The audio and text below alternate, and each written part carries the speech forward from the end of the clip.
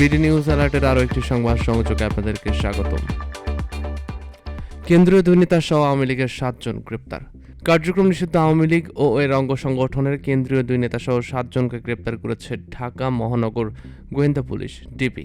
গত 24 ঘন্টায় রাজধানীর বিভিন্ন এলাকায় অভিযান পরিচালনা করে তাদের গ্রেপ্তার করা হয়।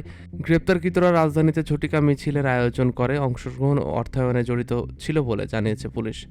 গ্রেপ্তারকৃতরা হলেন স্বেচ্ছাসেবক লীগ কেন্দ্রীয় কমিটির উপপ্রশিক্ষণ ও কর্মশালা বিষয়ক সম্পাদক মোহাম্মদ ওয়াহেদুল ইসলাম খান সচিব, আওয়ামী স্বেচ্ছাসেবক লীগের কৃষি বিষয়ক সম্পাদক ও সচিব ওয়াজেদ জয় পরিষদের সভাপতি মোহাম্মদ এরশাদ আলী, সিলেট মহানগর দক্ষিণ সুরমা উপজেলা স্বেচ্ছাসেবক লীগের সভাপতি নিজাম উদ্দিন, সিলেট জেলা ছাত্রলীগের সাংগঠনিক সম্পাদক ফাইম আহমদ শাহ, ঢাকা জেলা উত্তর ছাত্রলীগ সভাপতি মোবারক হোসেন পলক, বাংলাদেশ আন্তঃজেলা ট্রাক চালক ইউনিয়ন কেন্দ্রীয় কমিটির সদস্য ও নারায়ণগঞ্জ জেলা ফতুল্লা থানার দোকান কর্মচারী শ্রমিক ইউনিয়নের সভাপতি মোহাম্মদ ফারুক হোসেন এবং আওয়ামী লীগের সংগঠক অংশগ্রহণকারী মোহাম্মদ মিরাজ হোসেন।